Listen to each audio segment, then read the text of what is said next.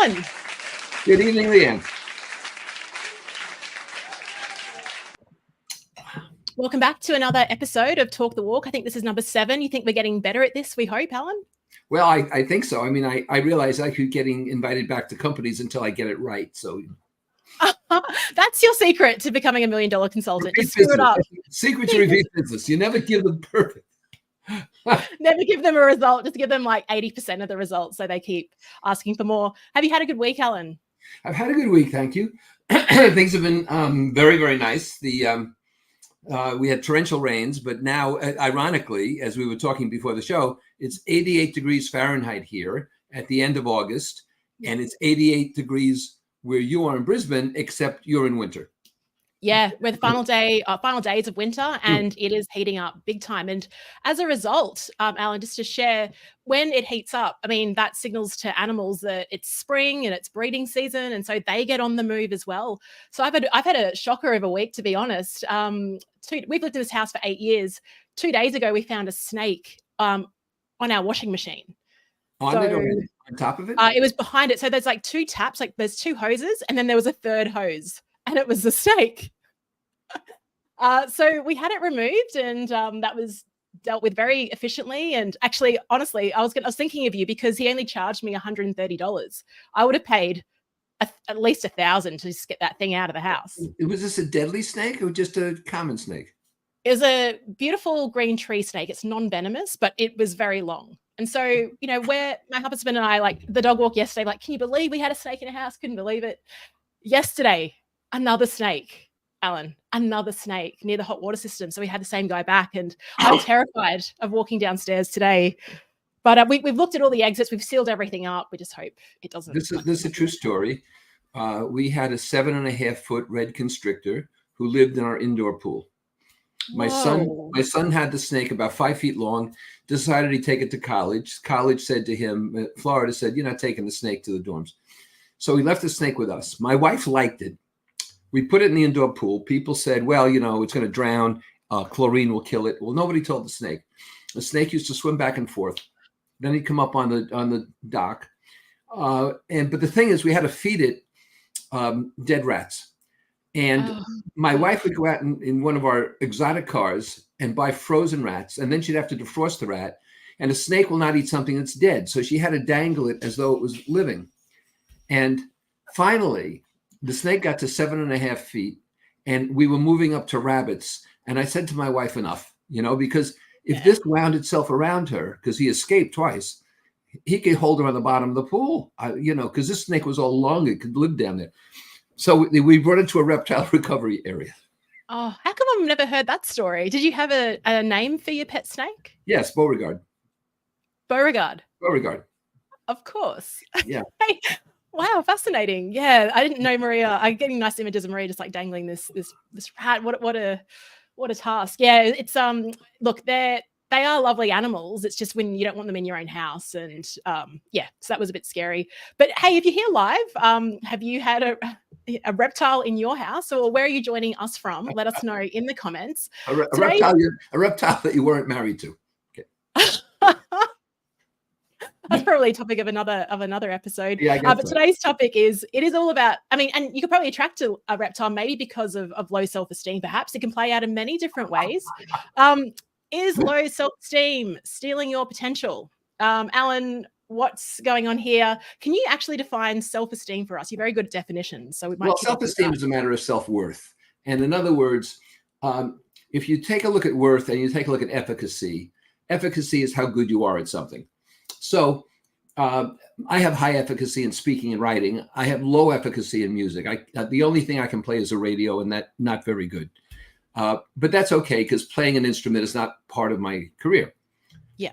But what self-worth is about is that, let's say that even though you have high efficacy, you fail at something, you're not good, you're not successful. It doesn't damage your self-worth. You're still a worthy person.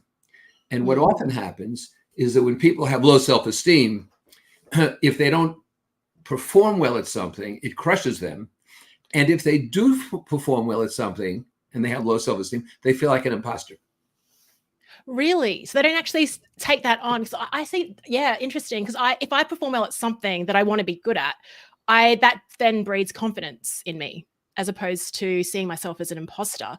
As your career progressed, did you ever feel that somebody was going to find you out, that, you know, maybe they thought higher of you than you thought of yourself? Oh, definitely. I mean, it still exists. It definitely still exists, and particularly when you work with when you work in different environments or doing different things that you haven't really built up the evidence or stacked the evidence for, you're like, oh, can I do it? And often it's when someone else puts a bet on you and they're like, I think you could do this, or I'm inviting you in, and you think, okay, if they've got that trust in me, maybe I can do it. What about you? I mean, it seems like you're pretty I would say, like, you've got the self-esteem of, I don't know, like Muhammad Ali. Has that always been the case for you? Well, I was a scared little kid. I mean, I grew up in the inner city. And in those days, if somebody wanted to punch you around in high school or not let you get to your locker or something, you didn't complain to the principal. There were no grievance committees. You just had to figure out a way around this. Yeah. So it wasn't until I got into high school and started to perform well with other people in a socialized atmosphere, and then into college, that my self-esteem really grew. And when your self-esteem is strong, you're very resilient, you bounce back, you're not crushed if you lose, like I said before, because we all lose sometimes. However, if your self-esteem is low, it masks your talent. And your true talent can never shine if your self-esteem is low. So when you feel like an imposter, you're always a little bit wary that somebody's going to find you out. And the opposite of that is you have very high esteem that you show, but you have no efficacy. You're not very good. And we call that an empty suit. Somebody who puts on a good game but can't deliver. In Texas, they call it big hat, no cattle. Yeah. I've heard that. It's a really funny phrase. I want to go back to just the first part of what you shared, but first, Anne is joining us, and Anne says, luckily no reptiles. Thanks, Anne. I don't know where you're joining us from, but good to hear that. It's nice to hear that your home is safe. You said in a socialized environment, that's where your self-esteem grew, and that's interesting. So you're around people, and interestingly now, I mean, we've got universities and a lot of online programs where people are learning in isolation. Is that a problem when it comes to building self-esteem and those that are younger? Well, it's a big problem because I think that self-esteem has not been all that high as of late, but the pandemic absolutely has caused a great deal of erosion. And so you're thrust to your own devices, more or less. You know, you're told what you can't do. You're told what little you can do. You're not enabled to see even family members in some cases. So the pandemic really let the air out of self-esteem. And now you add to that the fact that there's so much volatility today and so much disruption, and there's 2 wars going on, and people are worried about climate change, and I can go on and on and on. So people feel they have less and less control. And one of the things I try to help them with when I coach is the fact that they have to give themselves more permission. I'm running a self-esteem program by Zoom on October the 8th, just coincidentally, by the way. And what I want to show people is they have to give themselves more permission, take more power. They can't wait to be vested with it by someone else, because if you have to wait for someone else, that's low self-esteem. Love that. You have to wait for someone else. That's low self-esteem. That's probably the quote of the episode. And so why is this important? Like, how does it manifest? I know there's obvious ways. And I think, you know, particularly in the work that you do, helping people with consulting and pricing, I mean, you can tell with pricing sometimes, you know, that's an obvious link between someone's opinion of themselves and what they're charging. What about other ways in their careers? Have you seen it play out, low self-esteem? Well, people refuse to say what's really on their mind. And some people feel that, I'm just wondering how to phrase this. Some people feel that women are worse at this than men, and that women tend to hold back more because they try to be more sociable and more friendly and so forth. But when you have low self-esteem, you worry too much about being liked, and you don't worry enough about being respected. You don't put forth controversial or provocative ideas because you don't want to be sort of attacked or critiqued for them. So low self-esteem is also reflected when people procrastinate. They'd rather take the heat for not doing something than do something and people don't like it. So, you know, if that were the way of the world with the arts, for example, you'd never have a new play, you'd never have a new painting, you'd never have a new symphony.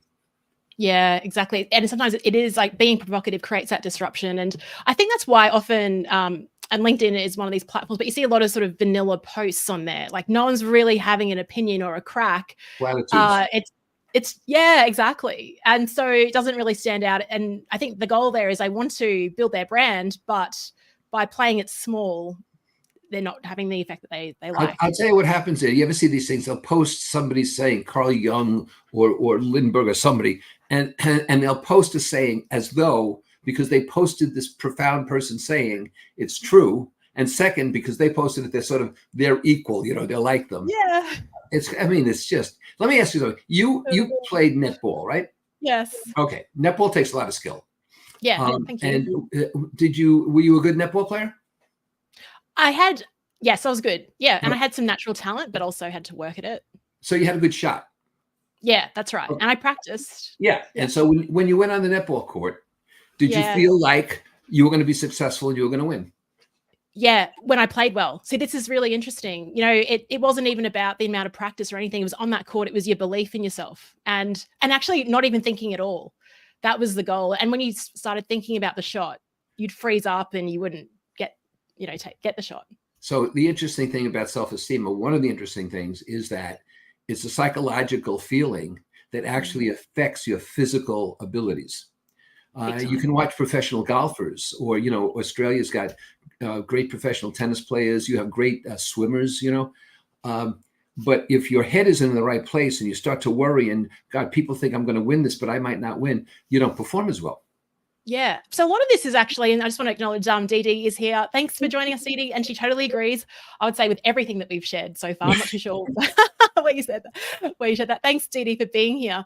I guess the key is it's always also just getting out of your own head. And I think we spend too much time overthinking and going to worst case scenarios, actually do things. And so what is your advice, actually, if you're talking to leaders who are working for organizations, and they're working with team members that might have low self-esteem, what can they do to help build someone else's esteem? Well, first of all, make sure you don't inadvertently undermine it. Don't say to them, boy, that was a stupid idea. Don't say to them that, if that's such a good idea, why haven't we already done it? Things like that. You have to say to them, if you're skeptical about that, you have to say to them, boy, I hadn't thought of that. What's your social proof? Give me some evidence of why you think that will work. And on a grand scale, I'll tell you this. We had problems with self-esteem and people being innovative in one of my clients, Calgon. And the president and I created an award for the yearly banquet, which was the best idea that didn't work. Mm-hmm. And so we rewarded people for coming up with good ideas, even if it turned out they couldn't be implemented. And so that helps build people's esteem because they realize what they're being recognized for. They don't have to win all the time. They don't have to be number one all the time. They just have to put forth a good effort. And of course, we're often surrounded by people who undermine us deliberately or accidentally. Families often undermine us. Siblings undermine us. People at work undermine us. And it's often, I guess, the perception of them undermining you as well. I remember someone, I think, in a meeting environment and talking to a colleague after, and she felt undermined in that. And as an external person, I was like, no, that wasn't, it was her perception of being undermined. And so I think when you've got high self-esteem, you're kind of looking for evidence that continues to build that level of confidence. And when you don't, you're looking for evidence of people agreeing with you that you are an imposter, that you don't belong there. So it's really about changing that lens. Yes, because this is a competitive world. Capitalism is a competitive system. And you can't dance through it with low self-esteem because you're not going to win. You're not going to win the race because you don't think you can win the race. That's what happens. So we have to go back and look at what we've accomplished. And we have to realize that if we have the right values and we have the right ethics and we perform well, we don't hurt other people. We're people of worth. And just because we don't get a certain sale or we don't win a certain game doesn't really undermine our basic worth. Yeah, love that. And so does everyone joining us here. So thank you, Jennifer. Jennifer's shares. I love this conversation already. I could not agree more. And Anne has shared, she's just signed up for Alan's webinar and has shared a link to that in chat. So yeah, that's lovely. Thank you so much for being here and for contributing. And who did you just have on here before? I think it was Jennifer. Jennifer, she did an interview with me a couple of weeks ago that was sensational. A really good interviewer. Awesome. I'll have to check that out. And we might, Jennifer, if you want to link to your podcast with Alan, would love to share that. What is the difference between having high self-esteem and arrogance? Is there what's the line? Well, I'm laughing because I'm asked this a lot. So here's a definition. Are you? That's so funny. All the time. Confidence, confidence, high self-worth is the honest to God belief you can help people.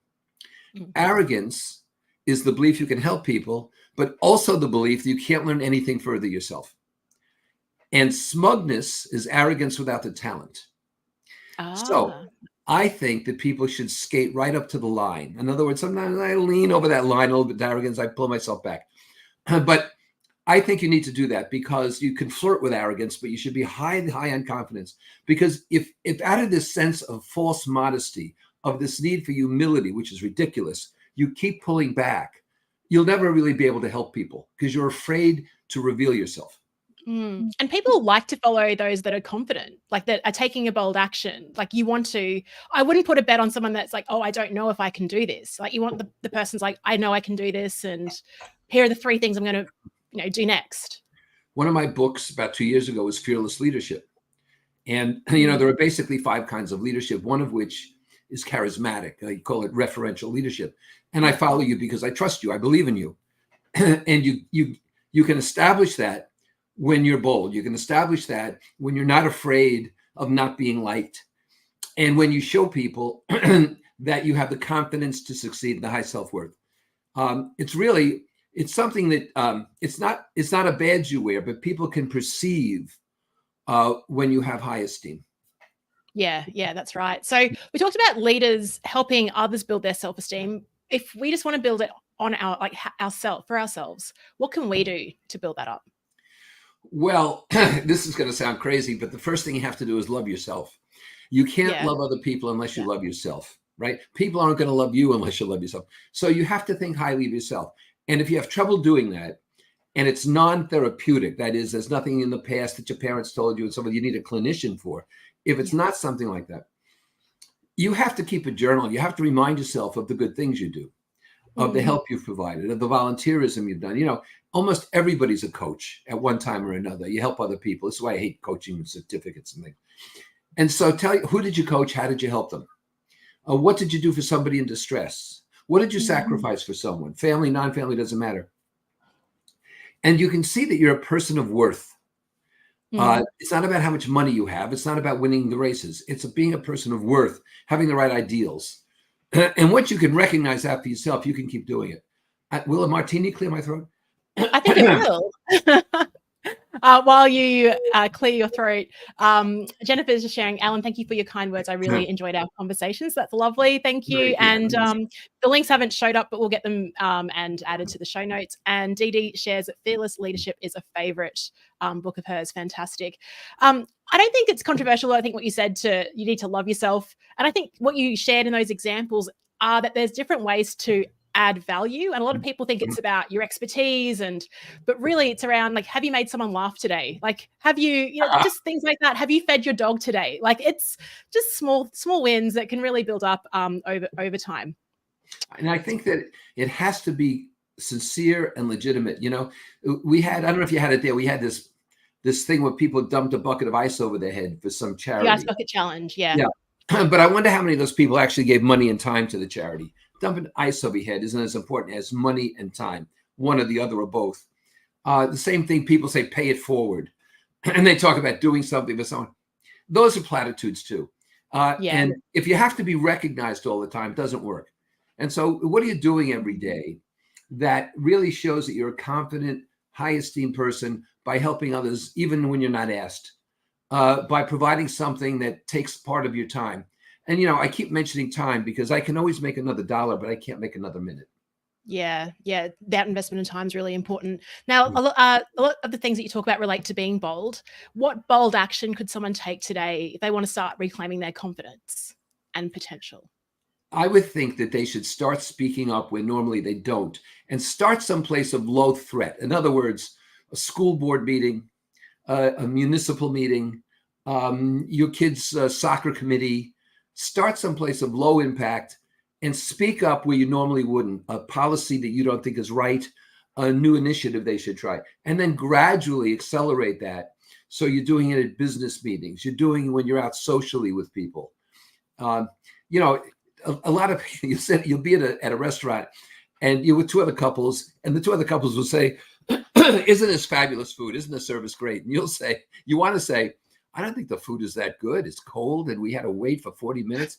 But you want everybody to be happy. You have to practice saying, well, but what's the evidence here? We waited 40 minutes and I can see that none of our food is hot, So practice just being honest enough to contribute. Yeah, it's a really good start. Like just start speaking up a bit more and sharing what's on your mind, I think is something very practical. And for some of those listening, it's like, oh, that's quite a bit bolder than what I'm used to. So that would be like a big thing for them to do. And I think for me, I can be bold in certain forums and other ones I kind of hold back. So that's a good reminder for me to.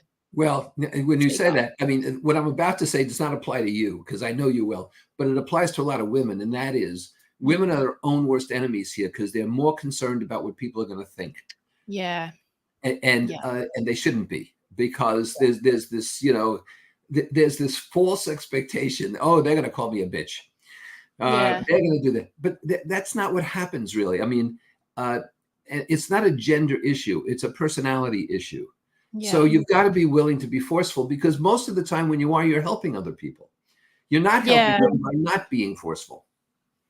You're not helping them by not being forceful. Yeah, fascinating. Well, you've seen people speak, and then people lie to them, and they say, "Oh, you were great. You were great." So they're never going to improve. I know. Oh, so much. This has been great. I mean, it's amazing what we can cover in 20 minutes. This is powerful. This is powerful stuff, Alan.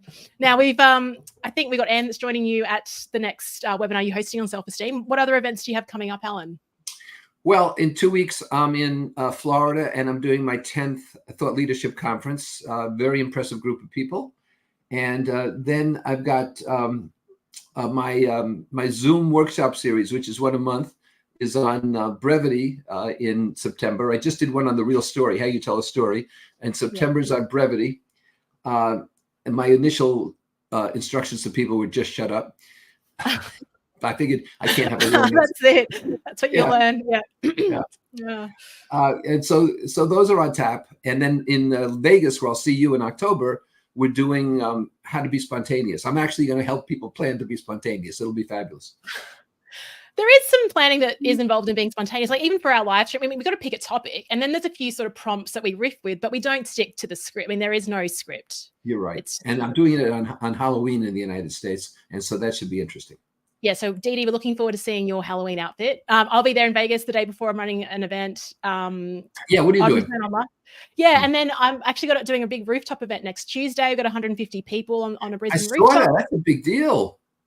It's a big deal, yeah. And it's with, I mean, Michael is he's a really famous author and coach as well. So we've got people flying in from New Zealand and all around Australia for that, which will be great. And then actually I'm hosting an event with my friend Sally Prosser called Get to the Point. So it's similar to brevity, but yeah, really helping people just speak up and in a sort of succinct way. Very nice. Yeah. Well, Alan, it's always a delight having these chats. So thank you. Fly by, yes, absolutely. Absolutely, yeah. Cheers to you. Cheers to you. And cheers to all of you. Thanks for joining us on the live stream.